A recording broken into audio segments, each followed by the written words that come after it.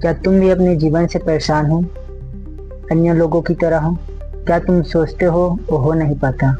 तुम चाहते हो कि मैं सर्वश्रेष्ठ करूं, लेकिन सर्वश्रेष्ठ हो नहीं पाता। तुम एक कदम बढ़ाते हो, 5 कदम पीछे हो जाते हो।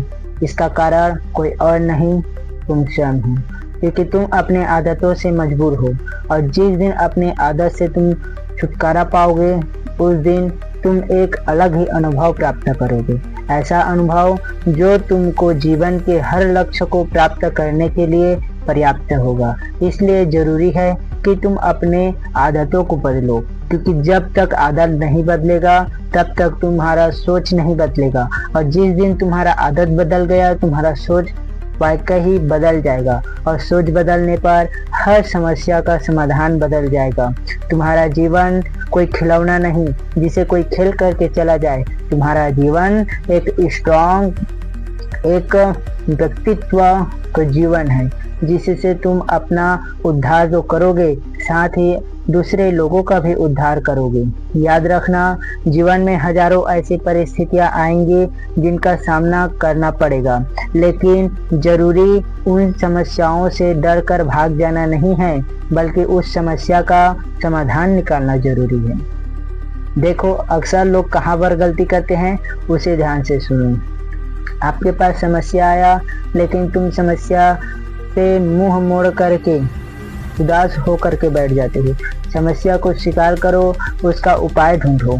समस्या तुम्हें कमजोर बनाने के लिए नहीं आती, वो तुम्हें स्ट्रांग बनाने के लिए आता है। दुनिया में हजारों ऐसे सक्सेसफुल लोग हैं जो अपने दम पर कुछ करके आगे बढ़े हैं। वो एकदम से गरीब थे, लेकिन अपने में वो मूल्य स्थापित किए जो हर कोई नहीं कर सकता।